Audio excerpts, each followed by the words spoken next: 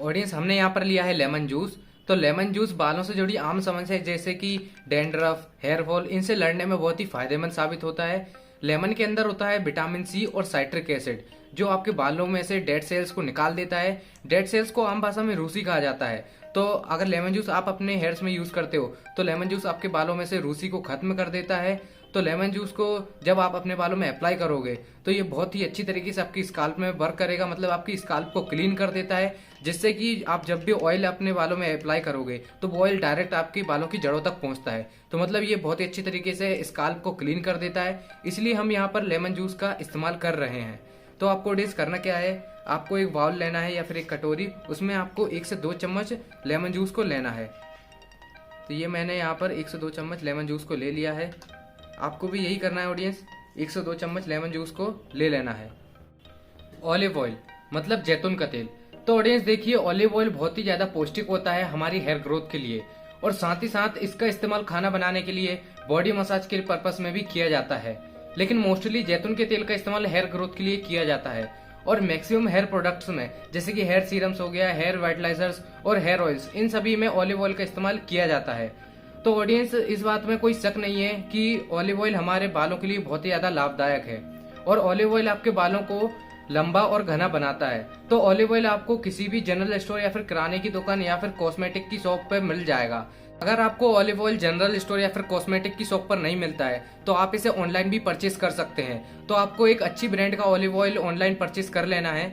मैंने यहाँ पर फिगारो का ऑलिव ऑयल को परचेज किया है, तो आपको भी एक परचेज कर लेना है, एक ऑलिव ऑयल को।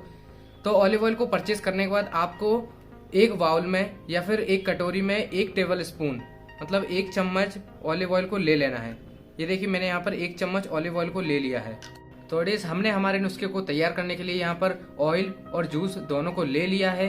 तो अब हम दोनों को कर लेंगे मिक्स। तो यहाँ पर हमने ऑयल और जूस दोनों को मिक्स कर लिया है, ये देखिए। तो ऑडियंस ऑयल और जूस दोनों को मिक्स करते समय आपको एक बात का ध्यान रखना है कि आप जब भी दोनों को मिक्स करोगे तो आपको दोनों को इक्वल क्वांटिटी में लेना है। मतलब जैसे अगर आपने 1 चम्मच जूस लिया है तो आपको 1 चम्मच ऑयल भी लेना पड़ेगा। अगर आपने 2 चम्मच जूस लिया है तो आपको 2 चम्मच ऑयल भी लेना पड़ेगा। और फिर दोनों को अच्छी तरीके से 1-2 मिनट तक मिलाने के बाद ये आपका नुस्खा तैयार हो जाएगा। तो मैं यहाँ पर दोनों को अच्छी तरीके से मिला लेता हूँ, मिक्स कर लेता हूँ। आपको भी 1-2 मिनट तक दोनों को अच्छी तरीके से मिक्स करना है। तो ये देखिए हमारा यहाँ पर नुस्खा तैयार हो गया है। तो अब हम बात कर लेते हैं कि हमें इसे अप्लाई कैसे करना है।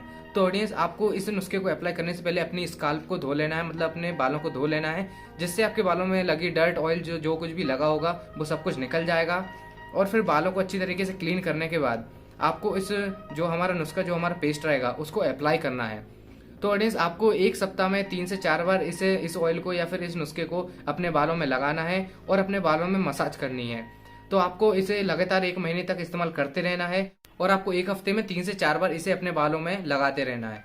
तो ऑडियंस आप जब भी इस पेस्ट को या फिर इस ऑयल को अपने बालों में लगाओगे तो आपको अपने हल्के हाथों से अपने बालों में मसाज करनी है। याद रखिए आपको जोर जोर से मसाज नहीं करनी है, हल्के हाथों से अपने बालों में मसाज करनी है।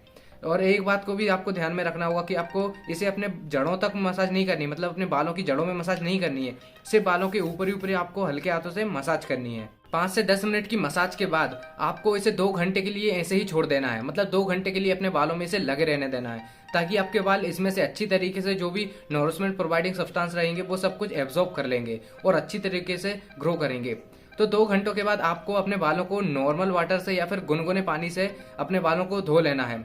और बालों को धोते समय आपको इस बात पर ध्यान रखना है कि आपको अपने बालों में ना ही किसी शैम्पू, ना ही किसी कंडीशनर और ना ही किसी साबुन का इस्तेमाल करना है। आपको सिर्फ नॉर्मल वाटर से अपने बालों को धोना है। तो ऑडियंस हमारी आज की जो वीडियो थी यहीं पर कंप्लीट होती है। अगर आपको ये नुस्खा अच्छा लगा है तो आप इसे जरूर ट्राई कीजिए, क्योंकि ये बहुत ही असरदार और फायदेमंद नुस्खा है। तो ऑडियंस अगर आपको हमारी वीडियो पसंद आई है तो वीडियो को लाइक कीजिए, और हम हमारे चैनल पर हेयर ग्रोथ और हेयर प्रॉब्लम्स के सॉल्यूशन से रिलेटेड वीडियोस अपलोड करते रहते हैं। तो हमारे चैनल को सब्सक्राइब कीजिए। अब मिलते हैं हम किसी नई वीडियो में किसी नए नुस्खे के साथ।